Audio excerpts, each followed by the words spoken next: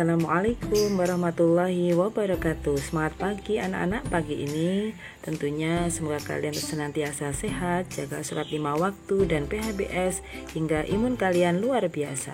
Baik, sebelum belajar kita awali dulu dengan bacaan basmalah bersama-sama. Bismillahirrahmanirrahim. Kembali belajar di tema 7, kepemimpinan, muatan, IPS, posisi dan peran Indonesia dalam lingkup ASEAN. Adapun tujuan pembelajarannya yaitu siswa mampu menganalisis posisi dan peran Indonesia dalam kerjasama di bidang ekonomi, politik, sosial, budaya, pendidikan, teknologi di lingkup ASEAN. Anak-anak masih ingat tentang ASEAN? Yuk kita mengingat kembali tentang ASEAN. ASEAN dahulunya bernama Perbara atau Perhimpunan Negara-Negara Asia Tenggara. Kemudian pada tanggal 8 Agustus 1967 berdasarkan Deklarasi Bangkok ASEAN berdiri. Selanjutnya, Deklarasi Bangkok kemudian ditandatangani oleh 5 Menlu, yaitu dari Indonesia ada Malik, kemudian dari Malaysia Tun Abdul Razak, Esra Jaratna Singapura, Tanat Goman Thailand, dan Narcisco Ramos dari Filipina. Ayo kita simak dulu peta Asia Tenggara agar kalian mengetahui 10 negara anggota ASEAN. Perhatikan gambar pertama adalah Indonesia, yang kedua Brunei Darussalam, yang ketiga Singapura, 4 Malaysia, yang kelima negara Myanmar, 6 Thailand, 7 Laos, 8 negara Vietnam, 9 negara Kamboja, dan yang ke-10 adalah negara Filipina. Kita ingat pula tujuan ASEAN dalam Deklarasi Bangkok. Yang pertama, mempercepat pertumbuhan ekonomi, kemajuan sosial, dan perkembangan kebudayaan di kawasan Asia Tenggara. Yang kedua, meningkatkan perdamaian dan stabilitas regional. Yang ketiga, meningkatkan kerjasama dan saling membantu untuk kepentingan bersama di bidang ekonomi, sosial, budaya, ilmu pengetahuan, dan teknologi. Yang keempat, memelihara kerjasama yang erat di tengah-tengah dengan organisasi regional dan internasional yang ada. Yang kelima, meningkatkan kerjasama untuk memajukan pendidikan, latihan, dan penelitian di kawasan Asia Tenggara. Kita lanjutkan pada posisi dan peran Indonesia di ASEAN. Yang pertama, berperan memastikan sentralis ASEAN.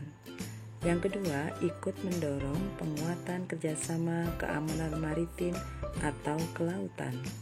Yang ketiga, sebagai pendorong upaya dan kerjasama penanganan terorisme dan radikalisme. Dan yang terakhir, Indonesia sebagai tuan rumah penyelenggaraan KTT atau Konferensi Tingkat Tinggi ASEAN pertama di Bali pada tanggal 22 sampai 24 Februari 1976. Dengan adanya globalisasi, ternyata semakin mendorong negara ASEAN untuk lebih berkembang. Tentunya dengan berkembang ini anak-anak para negara ASEAN akhirnya ingin berkembang, membuka kerjasama di segala bidang. Contohnya ekonomi, sosial, budaya, politik, teknologi, dan pendidikan. Sekarang kita bahas posisi dan peran Indonesia di bidang ekonomi dalam lingkup ASEAN. Yang pertama, di bidang ekonomi, membuka pusat promosi ASEAN, yaitu di sektor perdagangan, pariwisata, dan investasi. Tujuannya apa? Untuk meningkatkan kegiatan ekspor dan jumlah investor negara-negara ASEAN. Yang kedua, sebagai negara penyedia cadangan pangan. Tujuannya menyediakan cadangan pangan negara ASEAN. Hal ini tidak hanya menguntungkan ekonomi saja, tetapi peran ini dilakukan saat negara ASEAN mengalami krisis pangan. Yang ketiga, menjalin kerjasama di bidang perindustrian dan perdagangan. Bentuk kerjasamanya: 1. AFTA, ASEAN Free Trade ASEAN, kawasan perdagangan bebas ASEAN sebagai bentuk kerjasama dalam pengelolaan sektor faktor produksi lokal.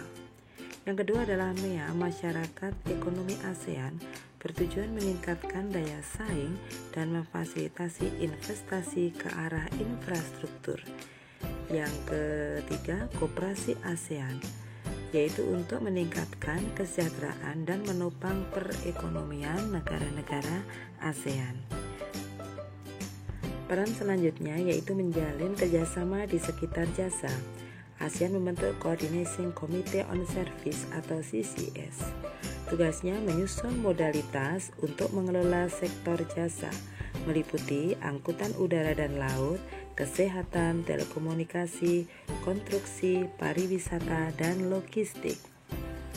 Yang kelima, mendukung pembentukan integrasi ekonomi di kawasan Asia Tenggara. Maksudnya, Indonesia mendukung terbentuknya MEA. Dengan adanya pembentukan MEA, kegiatan perekonomian di Asia Tenggara semakin berkembang. Tetap semangat anak-anak, kita lanjutkan posisi dan peran Indonesia di bidang politik. Yang pertama, mengikuti ASEAN Defense Minister Meeting, pertemuan rutin para Menteri Pertahanan dan Keamanan negara-negara ASEAN. Selanjutnya, melakukan pengiriman duta dan konsulat. Duta dan konsulat itu sebagai wakil pemerintah dan menjaga stabilitas politik di ASEAN. Yang ketiga, menegakkan perjanjian ekstradisi di kawasan ASEAN. Apa yang dimaksud dengan ekstradisi? Perjanjian ini mengurusi tersangka kejahatan yang melarikan diri di negara ASEAN. Selanjutnya, melaksanakan perjanjian kawasan bebas nuklir. Perjanjian ini mengenai pelarangan senjata nuklir bagi negara-negara ASEAN. Yang kelima, mendukung kesepakatan kawasan damai, bebas, dan netral atau ZOPFAN. Indonesia pendukung Zone of Peace, Freedom, and Neutrality untuk menjaga kestabilitasan regional dan keamanan. Yang keenam, ikut bekerja sama menanggulangi nafza, narkotika, psikotropika, dan zat aditif. Berperan aktif dalam menangani konflik kawasan ASEAN. Contohnya, Indonesia menjadi tuan rumah Jakarta Informal Meeting atau JIM. Kemudian yang kedua, mengirim pasukan Garuda 4 dan 5 saat terjadi konflik perang saudara di Vietnam. Kemudian yang ketiga, Indonesia juga pernah menjadi penengah konflik antara suku Moro dan Filipina, juga Kamboja dengan Vietnam. Itu peran Indonesia dalam kancah politik di kawasan ASEAN. Kemudian di bidang sosial, yang pertama, peran Indonesia adalah menyepakati pembentukan ASEAN Ministerial Meeting of Women. Yang kedua, menjalin kerjasama kepemudaan dengan mengadakan temu karya pemuda ASEAN. Yang ketiga, menjalin kerjasama di bidang kepegawaian dan administrasi. Yang keempat, menjalin kerjasama di bidang pembangunan sosial. Yang kelima, menjalin kerjasama penanggulangan, pemberantasan, penyalahgunaan, dan peredaran gelap narkoba atau P4GN di tingkat regional ASEAN. Dan yang keenam, menyalurkan bantuan kepada masyarakat ASEAN, terutama kaum pemuda dan perempuan, tentunya atas peran aktifnya dalam pembangunan. Kemudian kita lanjutkan posisi dan peran Indonesia di bidang sosial budaya. Yang pertama, menjalin kerjasama sektor kebudayaan dan penerangan. Kemudian yang kedua, melakukan pertukaran utusan kelompok seni budaya. Yang ketiga, menyampaikan gagasan mengenai pentingnya penegakan HAM atau hak asasi manusia. Yang keempat, membentuk ASEAN Ministerial Meeting on Sport yang bertugas menangani masalah olahraga. Dan yang kelima, ikut berpartisipasi dalam ajang olahraga SEA Games.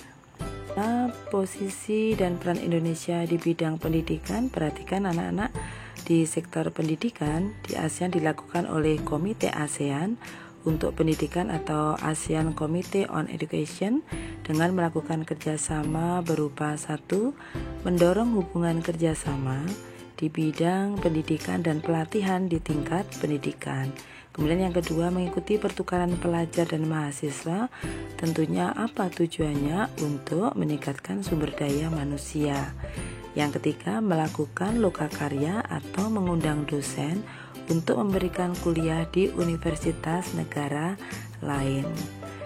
Nah, untuk posisi dan peran Indonesia dalam lingkup ASEAN di sektor iptek ini ditangani oleh ASEAN Committee on Science and Technology. Tentunya kerjasama ini bertujuan untuk meningkatkan kemampuan dan jumlah tenaga ahli ASEAN di bidang iptek atau ilmu pengetahuan dan teknologi. Ini berupa memberikan bantuan dan dukungan dalam pengembangan aplikasi temuan dan riset. Kemudian peran Indonesia di iptek, yang pertama yang dilakukan yaitu 1. Mengelola pusat penelitian untuk biologi. Ini pusatnya ada di daerah atau di kota Bogor, Indonesia. Kemudian yang kedua, mengelola pusat penelitian ilmu pengetahuan matematika di Pinang, Malaysia. Yang ketiga, mengelola pusat pendidikan bahasa Inggris di Singapura. Dan yang keempat, mengelola lembaga penelitian dan pengkajian di Los Banos, Filipina.